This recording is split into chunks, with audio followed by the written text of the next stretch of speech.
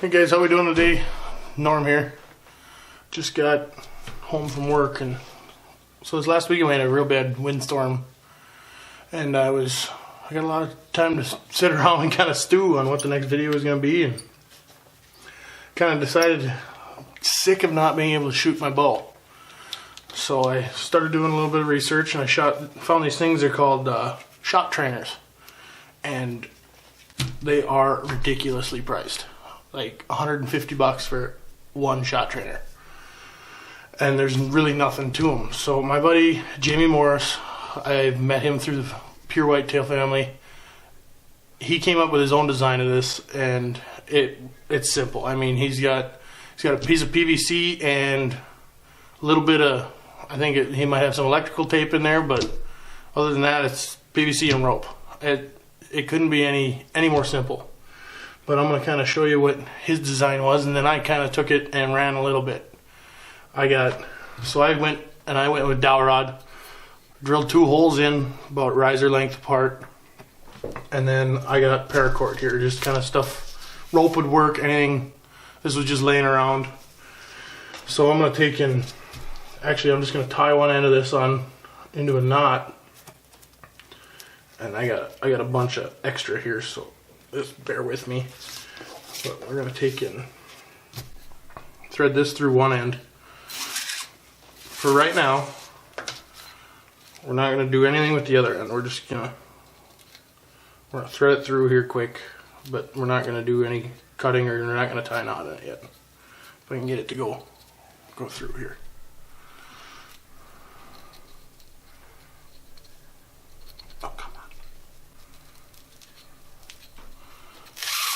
There, you got 2 ends through, 1 knot in the middle. Don't tie a knot in it. This was accidental. But so basically, you got yourself a little water skiing handle, basically. So we got this, right? So I'm going to hook my release on here, and I haven't quite developed how I'm going to do this yet or not, but measuring as far as where my anchor point normally is. But my first initial thought was, let me get everything straightened out here first, was just to hook my release to it. Paracord's a little big.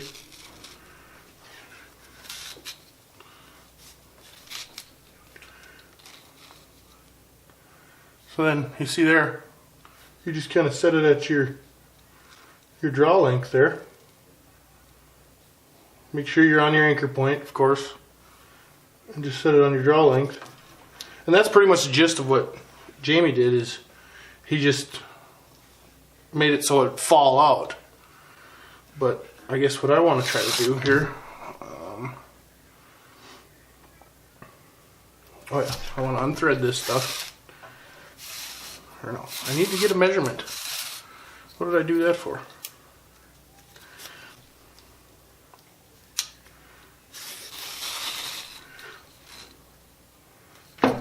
So I got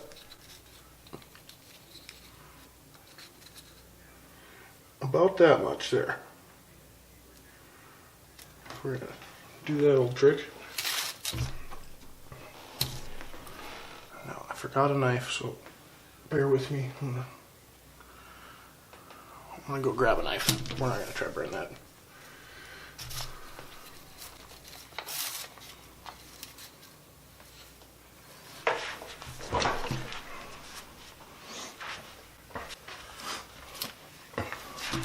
We got ourselves a trusty buck knife. Had it forever, but so back to this. So what I'm planning on doing, so I got my spot marked here. And you can get this stuff at any hardware store. It's just a little spring. And then I got 2 of those. And then 4 of these little fender washers. I don't know if it's, there it is. Just a little fender washer. Something to keep that, so you don't have to tie a bunch of knots in it to keep that spring contained, really. Some of you might see where I'm going with this next. So I'm going to add just a little bit, maybe an inch to what I originally measured, just to counteract when you get the compressed spring and then the 2 washers on each side. So I'm going to add just a little bit to what I measured, cut that off. And always take, it's perpetual in archery. Take and burn your ends. Do it on everything. Keeps things from coming loose.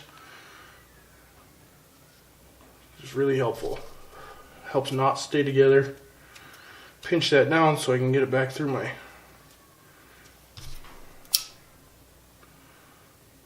my dowel rod here in a second.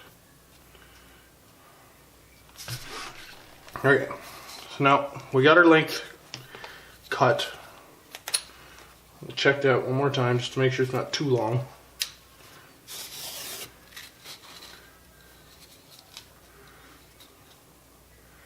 Seems pretty good. Yep. Gonna like that. So then we're gonna pull it all the way, everything back out. So then what I'm gonna do for the first side, we're gonna drop 1 fender washer first. We'll drop that all the way down to the first knot we tied there. So we got a knot and fender washer. And then we'll take a spring, do the same, and 1 more fender washer. So then you take and string this back through your PVC dowel, whatever you want to use here. It's just make it cheap. And then you got a nice little spring in the back there. So then thread your other end through. Thread it all the way through there. Pull out just enough till you can get your washers and your spring back on there.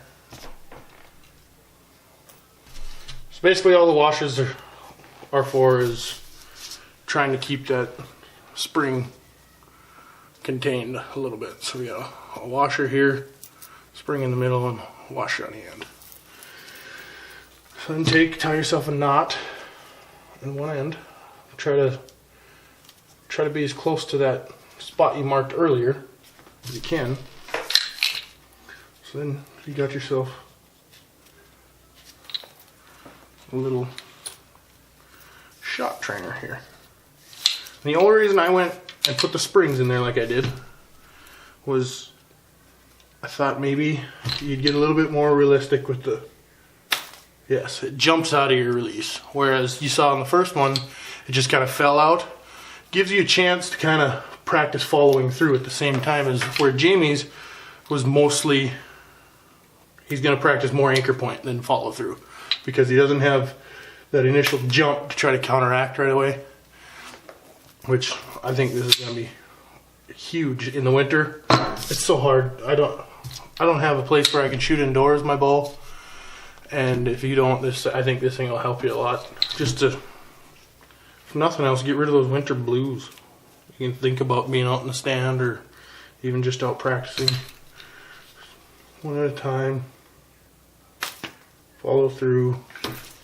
Remember, always practice anchor point. Find your anchor point, keep your anchor point, or this is going to be nothing but really a problem. You're not gonna go from shooting bow last year, shooting one of these, shooting bow the same way this coming year. You're gonna have to change everything, and it's gonna take you a little bit longer to get used to it. But I think this is gonna do me some good, and I just wanted to share that with you. Shout out to Jamie for kind of giving me the base to run with. And this is going to be a shorter episode, but thanks for watching, guys, and we'll catch you next time. Take it easy.